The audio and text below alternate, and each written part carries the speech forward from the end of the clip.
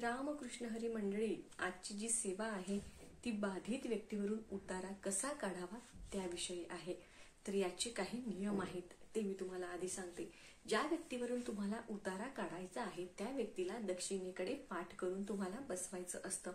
त्याचबरोबर जो तुम्ही उतारा काढणार आहात तो उतारा त्या बाधित व्यक्तीच्या अंगाला स्पर्श न करता तुम्हाला काढायचा असतो। त्याचबरोबर त्या उताराचा स्पर्श जमिनीला देखील होऊ द्यायचा नाही।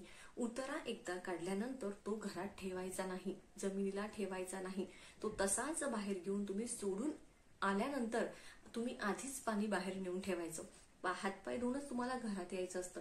त्याचबरोबर बघा, तुम्ही जेव्हा उतारा काढणार आहात, उतारा काढून झाल्यावर सोडून येईपर्यंत तुम्हाला जाताना येताना कोणाशीही बोलायचं नसतं, मागे वळून देखील बघायचं नसतं बघा। आणि उतारा सुद्धा तुम्हाला अशाच ठिकाणी टाकायचा असतो की जिथे जास्त कोणाची ये-जा नसेल, किंवा तुम्ही नदीमध्ये देखील पाण्यामध्ये सोडू शकता, पण असा कुठे रस्त्यावर वगैरे टाकू नका। आपण आपल्या घरातली बाधा बाहेर काढून दुसऱ्याच्या घरात टाकायची नाही, त्यांनी कधीही कोणाचं भलं होत नाही बघा। डांगर असेल, नारळ असेल, बिबा असेल, लिंबू असेल, त्याचं जे टोक आहे, जी देठ आहे, ते वरच्या बाजूनेच असायला हवं जेव्हा तुम्ही उतारा काढणार आहात। तर बघा, काही उतारे जे असतात की ते सायंकाळीच करायचे असतात, आणि काही उतारे असे जे असतात की ते दुपारी 12 वाजताच्या आत, म्हणजे 12 डोक्यावर सूर्य आला तेव्हाच तुम्हाला ते उतारे करायचे असतात।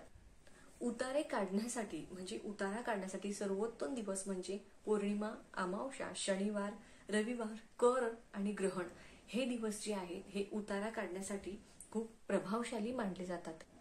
एखाद्या वेळेस काय होतं, एखादा चांगला सज्जन व्यक्ती अचानक सुन्न होतो, नोकरीवर जात नाही, कुणाशी बोलत नाही, त्याला अशी सारखी भीती वाटत असते, अस्वस्थ वाटतो, असं अस्वस्थपणे सगळीकडे वावरत असतो। एखाद्या गोष्टीचा जसा काही त्याने धसका घेतलेला आहे, दुःखा चिंता याने तो ग्रासलेला आहे, व्यवस्थित जेवत नाही, झोपत नाही, कुणास घरात त्रास देत नाही, पण सुन्न असा राहतो, म्हणजे त्याच्या विचारांमध्ये तो राहतो, त्याला कळत नाही की त्याला काय होतं। अशा वेळी कोणत्या दिवसापासून 7 दिवस अखंड तुम्ही उतारा काढायचा असतो, तर तो कोणत्या दिवसापासून ते मी आता तुम्हाला सांगते। सकाळी 12 वाजेच्या आत तुम्हाला हा उपाय 12 वाजेच्या म्हणजे डोक्यावर सूर्य आला तेव्हा करायचा असतो। तुम्हाला बिनमिठाचा भात शिजवायचा असतो, बिनमिठाचा भात शिजवायचा व सूर्य डोक्यावर मध्यान्हावर असताना तो पत्रवाळीवर काढून घ्यायचा। त्यावरती तुम्हाला 2-3 चमचे दही टाकायचे, 7 काळे उडीद टाकायचे आणि चिमूटभर तुम्हाला त्यावरती गुलाल टाकायचा। आता ही पत्रवाळी बाधित व्यक्तीच्या समोर ठेवून उतारा काढणाऱ्या व्यक्तीने पूर्वेकडे तोंड करून बसायचं, बाधित व्यक्तीला दक्षिणेकडे पाठ करून बसवायचं, आणि जी व्यक्ती उतारा काढणार आहे त्या व्यक्तीने पूर्वेकडे तोंड करून बसायचं आहे, आणि ती पत्रवाळी समोर ठेवायची आहे। आता त्या भाताला हात लावून तुम्हाला मंत्र म्हणायचा आहे। तर ते मंत्र कोणते आहेत, तर नवनाथांचे मंत्र आहेत बघा। ओम चैतन्य मच्छिंद्रनाथाय नमः, ओम चैतन्य गोरक्षनाथाय नमः, ओम चैतन्य देवननाथाय नमः, ओम चैतन्य कनिफनाथाय नमः, ओम चैतन्य गहिनीनाथाय नमः, ओम चैतन्य भर्तरीनाथाय नमः, ओम चैतन्य अडभंगनाथाय नमः, ओम चैतन्य मीननाथाय नमः, ओम चैतन्य चरपटीनाथाय नमः। आता बघा, हे जे 9 मंत्र आहेत हे तुम्हाला मी स्क्रीनवर देते। नित्यसेवेच्या पुस्तकामध्ये हे मंत्र आहेत। तर बघा, हे नवनाथांचे मंत्र आहेत, हे 9 मंत्र आहेत। तर प्रत्येक मंत्र तुम्हाला 9 वेळा म्हणायचा आहे, जसं की ओम चैतन्य मच्छिंद्रनाथाय नमः, ओम चैतन्य मच्छिंद्रनाथाय नमः, ओम चैतन्य मच्छिंद्रनाथाय नमः, असं 9 वेळा प्रत्येक मंत्र 9 वेळा म्हणायचा आहे त्या भाताला हात लावून। आता हे मंत्र म्हणून झाल्यानंतर उठून ती पात्रवळी बाधित व्यक्तीच्या वरून 9 वेळा डोक्यापासून खाली जमिनीला न टेकवता पायापर्यंत 9 वेळा तुम्हाला उतरवायचे आहे। प्रत्येक वेळी तुम्हाला एक मंत्र म्हणायचा आहे। 9 वेळा तुम्हाला कोणता मंत्र म्हणायचा आता, ओम चैतन्य नवनाथाय नमः, ओम चैतन्य नवनाथाय नमः, असं 9 वेळा तुम्हाला म्हणायचं आहे। आता हा मंत्र पत्रवाळी उतरवताना तुम्हाला म्हणायचं आहे बाधित व्यक्तीवरून। नंतर ती पत्रवाळी तुम्हाला कचरा कुंडीत किंवा अशा कुठेही रस्त्यावर, मी तुम्हाला आधीच सांगितलं असं तिथं कुठेही फेकायची नाही, ती तुम्हाला अशा रिकाम्या जागेत नेऊनच ठेवायची आहे जिथे कोणाची ये-जा नसेल। जाताना कुणाशी बोलायचं नाही, येतानाही कुणाशी बोलायचं नाही. आधीच बाहेर पाणी ठेवायचं, हातपाय धुवूनच तुम्ही घरात यायचं. आता हे तुम्हाला 7 दिवस तुम्ही कंटिन्यू करायचं आहे. त्याचबरोबर 7 दिवस त्या बाधित व्यक्तीला भात दही खायला द्यायचं नाही. आता बघा, हे केल्यानंतर तुम्हाला काय करायचं आहे, याशिवाय 7 दिवस कडुलिंबाचा पाला उकळून ज्या व्यक्तीला बाधा झाली आहे त्यांनी स्नान घालायचं आहे, म्हणजे त्यांनी त्या पाण्याने स्नान करायचं आहे. स्नानाच्या पाण्यात भरपूर कडुलिंब, ते पाणी 5 मिनिटं तरी एकदम खदखद असं उकळवायचं ते पाणी. त्यानंतर त्या पाण्यातील सर्व कडुलिंब काढून घ्यायचं आणि त्या बाधित व्यक्तीला उत्तरेकडे तुम्हाला तोंड करून बसवायचं आहे. त्या बाधित व्यक्तीला त्याचा चेहरा त्या पाण्यात बघायला लावायचा आहे आणि त्याला ओम चैतन्य भैरवनाथाय नमः असं म्हणायला लावायचं आहे. 1 माळ तरी म्हणायची. आता बघा, तुम्हाला सांगते, एकदम खदखद उकडवून घ्यायचं. 5 मिनिटं तरी ते पाणी उकडवायचं कडुलिंबाच्या पाण्याचं आणि त्यातला तो सगळा पाला काढून घ्यायचा. जो बाधित व्यक्ती आहे त्याला एकटक त्याचं प्रतिबिंब त्या पाण्यामध्ये बघायला लावायचं. मंत्र कोणता म्हणायचा? ओम भैरवनाथाय नमः, ओम चैतन्य भैरवनाथाय नमः, ओम चैतन्य भैरवनाथाय नमः. 1 माळ तरी तुम्हाला हा त्याला जप करायला लावायचा. नंतर काय करायचं बघा, त्यातलं 1 तांब्याभर पाणी काढून घ्यायचं. त्यामध्ये काळे उडीद टाकायचे आणि किती काळे उडीद टाकायचे? 7 काळे उडीद टाकायचे. त्यातलं 1 तांब्याभर पाणी काढायचं. आधी उडीद टाकायचे, नंतर तांब्याभर पाणी काढायचं आणि ते पाणी संपूर्ण घरामध्ये शिंपडायचं असतं. बघा काय आहे, घरामध्ये सुद्धा मग असं काही झालं तर नकारात्मकतेचा वास होतो, नकारात्मक ऊर्जा पसरते. त्यासाठी आपल्याला हे जे पाणी आहे ते घरामध्ये देखील शिंपडायचं आहे. ते पाणी शिंपडल्यानंतर बघा, आता ते जे पाणी होतं ज्यामध्ये कडुलिंबाचा पाला आपण उकडलेला होता, त्याचबरोबर त्यात 7 काळे उडीद टाकले होते, त्यामध्ये बघून त्या माणसांनी, त्या बाधित व्यक्तींनी ओम चैतन्य भैरवनाथाय नमः या मंत्राची माळ जप केला होता. ते पाणी तसंच ठेवायचं. त्या पाण्यामध्ये दुसरं थंड पाणी टाकायचं नाही. ते पाणी अंघोळीसारखं थंड होईपर्यंत तसंच ठेवायचं. त्या पाण्यामध्ये काही टाकायचं. त्याचबरोबर त्या व्यक्तीने अंगाला कुठलंही साबण, कुठलंही तेल, कुठलंही शॅम्पू, काहीही न लावता फक्त त्याच पाण्याने अंघोळ करायची. आलं लक्षात? तर बघा, असं आता हा जो आहे अंघोळीचं, हे जे 7 दिवस सांगितलेलं आहे, तर तेव्हा बघा त्यांनी सकाळ संध्याकाळ दोन्ही वेळेस फक्त चपाती आणि उडदाचं वरण हेच खायचं आहे. आलं लक्षात? अशी जी अंघोळ आहे ती तुम्ही अमावस्येला देखील करू शकता.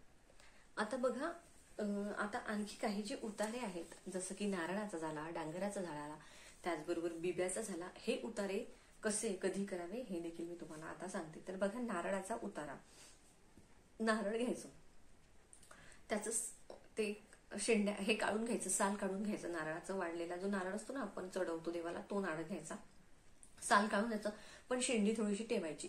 आता त्या नारळावर तुम्हाला शेंदुराने, कोरडा शेंदूर घ्यायचा, त्रिशूळ काढायचा असतो. त्रिशूळ सगळ्यांना माहिती आहे.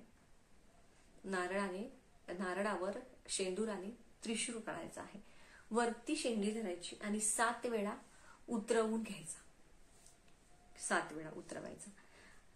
नारळ कचरा कुंडीत टाकू शकता किंवा वाहत्या पाण्यात देखील सोडू शकता. तर हा जो उतारा आहे ना बघा, हा तुम्ही अमावस्येला शनिवारी करू शकता.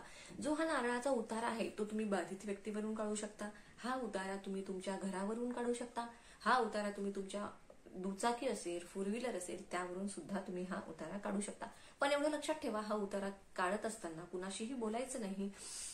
आणि हा उतारा असंच मी जे सांगितलं मगाशी की कुठलाही उतारा असो तो टाकून येताना कुणाशीही बोलायचं नाही, सरळ आपल्या घरी यायचं, मागे वळून बघायचं नाही आणि हातपाय धुवूनच तुम्ही घरात प्रवेश करायचा. दुसरं म्हणजे लिंबाचा उतारा. बघा, लिंबाच्या देठाचा भाग वर धरून 7, 9, 11 वेळा श्री स्वामी समर्थ मंत्राने उतरवून नंतर तो डोक्यावरच भाग कापायचा असतो. कापलेले दोन्ही भाग दोन्ही हातात वरती कापून दोन्ही हातात धरून असा तो वरूनच सोडून द्यायचे असतात खाली.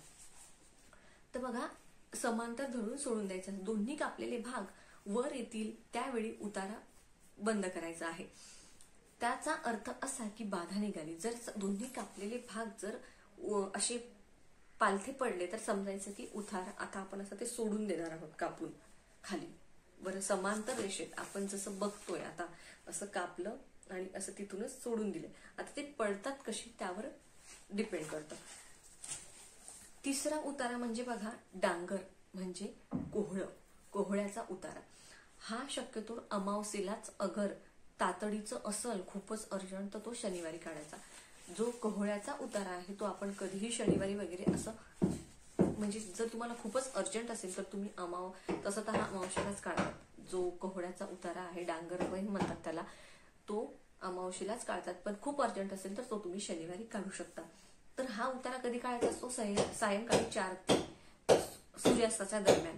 त्याचबरोबर जे आता नारळाचा उतारा सांगितला, लिंबाचा उतारा सांगितला, डांगराचा, हे आपल्याला संध्याकाळी काढायचे उतारे आहेत. आता बघा, आता हा डांगराचा उतारा कसा आहे, तर हे डांगर म्हणजे ते कोहळं घ्यायचं आणि 7 वेळा उतरवायचं आणि हे जे आहे ना, हे स्मशानात नेऊन जोरात फोडायचं असतं. त्यामुळे हा जो उतारा आहे हा मोस्ट ऑफ पुरुषच करतात. तर एकाच दणक्यात हे फुटलं पाहिजे अशा रीतीने ते फोडायचं असतं आणि नंतर त्याला स्पर्श करायचा नाही, घरी हातपाय धुवूनच घरात प्रवेश करायचा, कोणाशी बोलायचं नाही वगैरे, सेम. तर हा उतारा थोडासा डांगराचा करायला पण आपण असं दचकतो. तो बघा, बाकीचे उतारे केले तरी चालेल. आता काळे तीळचा सुद्धा एक उतारा आहे. मुठभर काळे तीळ घेऊन 7 वेळा, 9 वेळा किंवा 11 वेळा उतरवून घराबाहेर जाऊन दक्षिण दिशेला फेकायचे आहे. हा उतारा एकदम साधा आहे. हा उतारा तुम्ही अमावस्या, पौर्णिमा, रविवार, शनिवार या दिवशी करू शकता. त्याचबरोबर बघा, लहान मुलांच्या बाबतीत मीठ, मिरची, मोहरीचा उतारा हा तिन्ही सांजेला करतात. काय, मीठ, मोहरी, मिरची घ्यायची, 7 वेळा मुलांच्या अंगावरून नजर उतरण्यासाठी काढायची. आता मी सांगते, काही बायका काय करतात, गॅसवरच करतात, हे जाळतात. तर असं करू नका. मुख्य प्रवेशद्वाराच्या बाहेर जा, गौरीवर तुम्हाला हे जाळायचं आहे. बघा, तुम्ही कितीही झालं, आता कुठलाही उतारा काढता तुम्ही असं बघितलं की ते बेसिन मध्येच टाका. अरे, तो घरातच राहतोय, कशाला? नाही, तो घराच्या बाहेरच गेला पाहिजे. आता मीठ, मोहरी, मिरची ही जी जाळायची आहे तर ती गॅसवर जाळायची नाही, ही चूक करू नका. कुठेही गौऱ्या, आजकाल शहरामध्ये गौऱ्या आरामात विकत मिळतात आणि एखादं ते गौरी पेटवायचं भांड किंवा प्लेटमध्ये ठेवली तरी चालते. गॅसवर गौरी पेटवून घ्या, पेटत नसेल तर बाहेर नेऊन ठेवा मुख्य प्रवेशद्वाराच्या आणि त्यावरती मीठ, मोहरी, मिरची तुम्ही टाका. त्याचा धूर घरात करू नका. बघा, आता हे झालं. आता तुम्हाला अजून या काय असतं, आता आपल्याला सेवा देखील करायची असते. आता तुम्ही खूपच त्रासलेले आहे तुमच्या घरातली व्यक्ती, तर त्या व्यक्तीच्या नाडीवर तुम्हाला मंत्र म्हणायचा आहे. आता मी तोही तुम्हाला सांगते. बघा, नाडीवरची मंत्र देते तुम्हाला. ललिता सहस्त्रनाम 1 वेळा म्हणायचं, शाबरी मंत्र 5 मिनिटं म्हणायचा, गायत्री मंत्र 5 मिनिटं म्हणायचा, श्री स्वामी समर्थ मंत्र 5 मिनिटं म्हणायचा, कालभैरव अष्टक 3 ते 5 वेळा तुम्ही म्हणू शकता, नवनाथ मंत्र 5 मिनिटं म्हणायचा, श्री दत्त मंत्र 3 मिनिटं आणि श्री मल्लिका सुक्तम तुम्हाला 11 वेळा म्हणायचा आहे. बघा, हे सगळे जे उतारे काढूनही तुम्हाला फरक पडत नसेल तर तुम्ही हे जे नाडीवर, त्या व्यक्तीच्या नाडीवर तुम्ही उजव्या हातावर हे मंत्र म्हणू शकता. तर तुम्ही हे मंत्र नाडीवरती म्हणू शकता. तर बघा, अशा पद्धतीने हे उतारे तुम्हाला काढायचे आहेत. आता मला सगळ्यांना एक क्लिअर करायचं आहे, यामध्ये कुठलीही अंधश्रद्धा पसरवण्याचा मी प्रयत्न करत नाही आहे. ही सेवा आहे, ही भगवंताची सेवा म्हणूनच आपण करत आहोत. आपल्यातली नकारात्मकता तुम्हालाही माहिती आहे की कडुलिंबाची पानं ही किती आयुर्वेदामध्ये फलदायी ठरतात. आयुर्वेदाचा मध्ये कडुलिंबाच्या पानांचा कसा उपयोग केला जातो, डायबिटीजवाल्या लोकांना विचारा, ते कडुलिंबाचे पाने चावून खातात. त्यामुळे ही जी कडुलिंबाची पाने आहे, हे कीटकनाशक सुद्धा मारण्याचा त्यांचं एक कार्य असतं. त्यामुळे याच्यामध्ये कुठलीही अंधश्रद्धा वगैरे नाही आहे. ज्यांचा विश्वास आहे त्यांनीच आवर्जून हे करावं, ज्यांचा विश्वास नाही, हरकत नाही, त्यांनी हे करू नये. बघा, कसं असतं, आता हे जे सांगितलं, तुमच्या घरातल्या जी व्यक्ती आहे, कसं असतं, रिपोर्ट सगळे नॉर्मल येत आहेत, गोळ्या औषधांचा फरकच पडत नाहीये, खूप सारे डॉक्टर्स करून झाले आहेत, तेव्हा आपण या सगळ्या गोष्टींचा धावा करत असतो. मी असं म्हणत नाही तुम्ही दवाखाने बंद करा, गोळ्या औषधं बंद करा, ते सगळं सुरू ठेवूनही तुम्ही हे करा. तुम्हाला तुमचं जाणवेल की तुम्हाला काय फरक पडतोय. बघा, आपण बरेच लोक असे असतात की म्हणतात की हे काही नाही, सायन्सला मानणारे असतात. यामध्येही सायन्सच आहे. नकारात्मकता, आपल्या मनातली नकारात्मकता, आपल्या मनातली निगेटिव्ह एनर्जी, पॉझिटिव्ह एनर्जीचा खूप जास्त इफेक्ट या गोष्टींवर होत असतो. तर ती कशी आहे त्यावर सुद्धा आपलं जीवन डिपेंड करतं. आपण जसं पसरवतो तसंच उगवतं, जसं पेराल तसंच उगवेल. आपण चांगले आहोत तरी आपल्यासोबत कुणी काहीतरी वाईट करायचं कसं असतं, खूप लोक काही जळतात, ज्याला म्हणतात ना कुणाला चांगलं बघवत नाही. या दुनियेत असेही खूप लोक आहेत की त्यांना एखाद्याचं चांगलं झालेलं बघवत नाही, मग ते काही ना काही असे खुटपाट करत असतात. आपण देवाचं करत आहोत, आपण कुणालाही वाईट करत नाही आहोत. आपला हेतू चांगला आहे, आपल्याबरोबरही चांगलंच होईल. तुम्ही सुद्धा सेवा, आपल्या देवाची देवपूजा, सेवा, नित्य सेवा ही दररोज सुरू ठेवायची. आणि तुम्हाला वाटलं तर तुम्ही असे उतारे नक्की करून बघा, तुम्हाला खूप चांगला अनुभव येईल. व्हिडिओची माहिती तुम्हाला कशी वाटली, व्हिडिओ जर तुम्हाला आवडला तर लाईक नक्की करा. रामकृष्ण हरी, जय श्रीराम, जय गजानन.